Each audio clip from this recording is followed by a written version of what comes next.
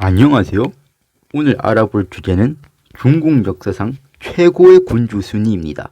즉 저번 시간 콘텐츠에 반대되는 콘텐츠라고 보시면 될 듯 합니다. 그럼 알아봅시다.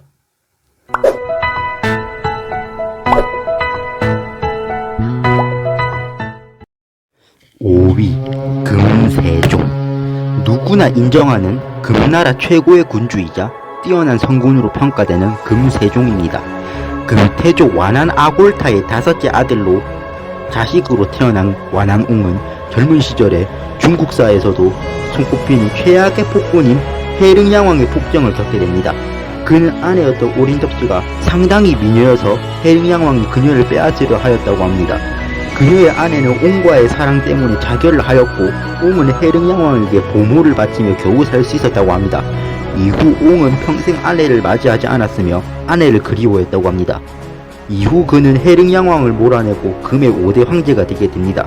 그의 지세는 금의 엄청난 전성기였고 나라의 모든 문화재, 경제, 국방 등의 토대가 70%가 이때 완성된 거였기에 그의 지세는 소요순 시대라 불렸습니다.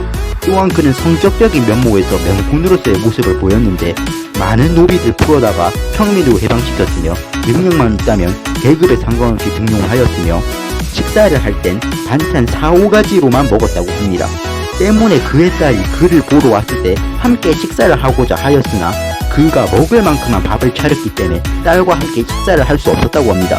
또한 그는 한 옷을 최소 3년 정도 직접 세탁해서 입었다고 하는데 일반적으로 황제들이 이 옷을 일회용품처럼 입고 다녔다는 걸 생각하면 정말 대단하다고 할 수 있습니다. 교류에 빠지는 걸 금지했으며 길거리에 술 취한 사람이 있으면 마차로 태워 집으로 보내주었다고 합니다. 또한 평소 먹던 음식 맛이 고르지 못한다고 생각하여 수라를 담당하는 관리에게 물어보니 모친이 위독해서 모친 생각에 일을 제대로 할 수 없었다는 사실을 알게 되었고 모친의 병이 다 나을 때까지 그 관리에게 휴가를 줘 요양을 할 수 있게 했습니다. 이후 그는 학년 66세로 1198년 사망하였으며 4년 전엔 그와 함께 대립했던 송 최고의 명군인 송효종이 죽은 해였다고 합니다. 참고로 송효종 역시 학년 66세로 죽었으며 대위로 금세종이 겨우 1년 더 빨랐습니다. 비슷한 명군이 거의 비슷한 시기에 함께 했다고 할 수 있을 것 같습니다. 4위 한문제. 태평성대를 실현한 군주로 평가받는 한문제입니다. 유황은 한해 초대 황제 유방의 넷째 아들로 태어났습니다. 이후 양어머니인 여후가 죽자 여씨 일가를 몰아낸 신하들의 지지를 받고 22세라는 젊은 나이에 왕에 오르게 되었습니다. 당시 한나라는 결코 살기가 좋지 않았었으며 흉노와의 오랜 교정으로 국력과 재정이 모두 악화되어 있었습니다.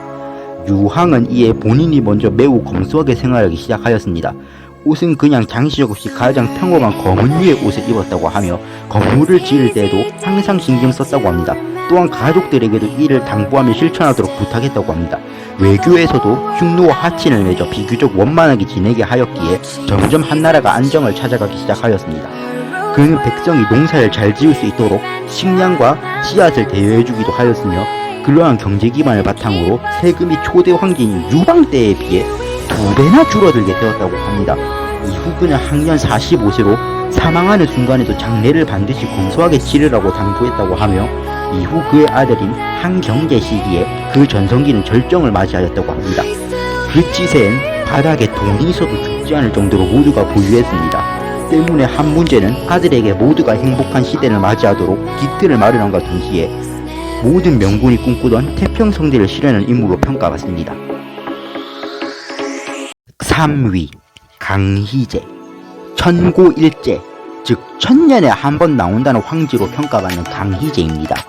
3대 황제인 순치제의 자식으로 태어난 그는 아버지가 천년두로 학년 24세로 단명하자 8달의 어린 나이로 황제로 즉위하게 됩니다. 그는 나라를 잘 다스릴 조건에 그닥 적합한 편은 아니었으나 16살 이후 실권을 완전히 잡으며 명군으로서의 자질을 서서히 드러내게 됩니다. 우선 선대들이 신경 써오던 정벌 활동에 신경을 먼저 씁니다. 남아있던 3번의 난대의 세력을 완전히 멸하였으며 서서히 사람들이 그 시작하는 타이완 섬이나 티베트 역시 청의 영토로 만듭니다.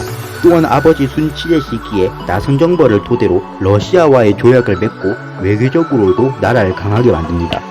일부 남면까지 완전히 정벌을 하며 완전한 중원을 청으로 통일시킨 그는 우선 한족과 만주에서 함께 살 수 있는 사회를 만들고자 하였고, 이에 복지가 매우 좋아져 그의 지세는 사형집행이 사실상 0%라는 말도 안 되는 수치가 나왔었다고 합니다.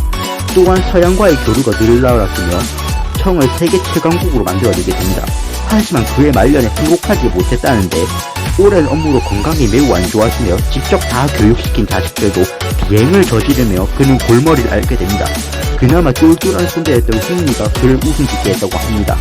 이후 그는 학년 68세로 눈을 감았으며 흥미의 아버지인 인전을 다음 황제로 지명하고, 이후 인전과 그의 뒤를 이은 흥미 때에 청은 최고 전성기에 값을 세며 태평성대를 맞이하게 되었습니다. 2위 수문제, 이공식 성인, 일명 성인가왕으로 불리며 현대 중국의 토대까지 만들었다는 평가를 받는 수문제입니다. 양견은 아버지 양충은 서위의 실권자인 우문태와 아는 사이였기에 벼슬을 얻으려 승승장구하게 됩니다. 또한 강한 가문이 독구가의 독구가르랑 결혼하며 그 입지는 더욱 튼튼해집니다. 우문 가문이 복주를 세우고 중국 통일이 거의 눈앞에 오게 되는데, 이때 상대 황제이던 우문웅의 사후, 혼란한 상황에서 양견은 섭정이 되어 실권을 잡았으며 결국은 스스로 황제가 되며 중국에 무려 약 360년 만에 다시 통일하며 대혼란기의 마지막 주인공으로서 종결시키게 됩니다. 그는 국명을 수라고 하였으며 연호를 개황이라고 하였습니다. 이후 그의 지세가 매우 좋았기에 그의 지세는 개황성세라고 불립니다. 관리 등용을 좀 더 평등하게 하기 위해 사실상의 최초의 과거제를 도입하였으며 세금을 감면하고 백성을 자주 살폈다고 합니다. 또한 사치를 부리지 않았으며 검소하게 생활했다고 하였으며 세금의 공세도 반드시 다시금 생각하라고 결정했다고 합니다. 이에 수의 인구는 약 4,600만 명이었으며 895가구나 되었다고 합니다. 이는 훗날 당나라 천종 시기가 되기 전까지 한 번도 넘지 못했다고 합니다. 이에 한나라의 번영은 고제유방, 문제유황, 경제유계, 그리고 경제의 아들인 무제유철 시기에 걸침이 만들어졌지만, 수는 양견이 모든 번영의 토대를 스스로 다 만들어버렸다는 평을 듣기도 합니다. 또한 독실한 불교 신자로서 국가 사상을 통합하고 태평성대를 이루게 하여 비공식 성인으로까지 불리게 되었습니다. 이에 서양에서 특히 그를 국성가하며 성인가안으로 부르게 되었습니다. 서양 쪽에서 세계사 명군 순위를 내면 보통 10위권 안에 무조건 들어갈 정도이지요. 또한 동아시아 체계 질서의 기본이 되는 율령제의 기토를 짝은 것도 그였습니다. 이후 그는 아내 독구가라의 사망 이후 건강이 악화되다가 학년 63세로 의문사하게 됩니다. 이후 그는 아들 수양제 양광이 나라를 말아먹으며 안타깝게 이렇게 토대가 잘 다져진 수제국은 멸망하게 됩니다. 1위 광무제, 중국사 어떤 군주도 비견할 수 없는 먼치킨으로 평가받으며 중국 역사에서도 최고의 성군, 명군으로 평가받는 광무제입니다. 유수는 한나라의 왕족으로 청년시절 장사를 함과 동시에 태역에서 공부하며 뛰어난 인재로서 성장하게 됩니다. 이후 왕망의 쿠데타로 한이 멸망하고 신이 건국되면서 왕망이 황제로 즉위함과 동시에 그의 폭정으로 나라꼴이 엉망이 되게 되자 그는 형 유연과 함께 다른 유시 왕족들과 힘을 합쳐 현안 세력을 만들게 됩니다. 이를 중 우두머리인 경시제 유현의 이름을 따 현한이라고 불렀으며, 이후 이들 세력은 한 복원운동을 적극적으로 펼치기 시작합니다. 이때 유수는 곤향성으로 향하여 성을 지키게 하였고, 왕망은 군대를 43만이나 보내어 유수의 일반 군대를 무너뜨리고자 하였습니다. 이때 유수는 대단한 용기로 12명의 군사들과 함께 돌아다니며 식량 군사 등의 준비를 하였으며 곤양성에서 신나라 군대와 정면으로 대면하게 됩니다. 이때 유수는 직접 칼을 들고 3,000명의 보병과 함께 선두에서 43만을 정면 돌파하기로 합니다. 이에 신나라 군대가 우왕좌왕했으며 이때 사령관이 왕심의 머리가 날아가며 상황은 더 심각해져 갔습니다. 결국 신나라 군대는 완전한 오합지졸이 되게 됩니다. 결국 곤양에서의 승리는 대승으로 돌아가게 됩니다. 한편 유현 정권은 유현의 계속되는 의심으로 인하여 내부 분열이 일어나고 있었고, 이때 살아남은 유수가 다른 유씨들과 협동하며 새로운 황제가 되게 되고, 이후 왕망의 신나라가 멸망하며 다시금 중국을 통일시키게 됩니다. 그는 왕위에 오를 때 나이는 겨우 이제 30이 되기 전이었다고 합니다. 이후 그의 인생은 상당히 문제없이 잘 풀렸으며 그의 치세 또한 아무 문제없이 완벽하게 계속 태평성대가 유지되었다고 합니다. 모병제 실시 및 노제 해방을 실시하였으며 화폐 제실도 개혁했다고 합니다.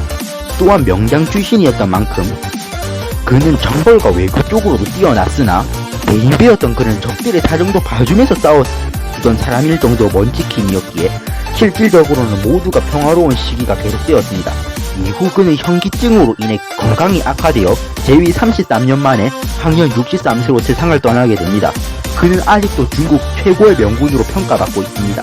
후대의 중국 삼국시대 최고의 명군인 하늘을 계승한 촉판의 초대 황제였던 소열제 유비 역시 존경하고 언젠가 넘어서고 싶어한 롤모델이었으며 그의 천재 책사인 대갈량도 광무제로 혼자만 너무 뛰어나 모든 걸 혼자 그가 다 해버렸다고 말하기도 했다고 합니다. 오늘 HOT 스튜디오의 영상은 여기까지입니다. 시청해주셔서 감사합니다.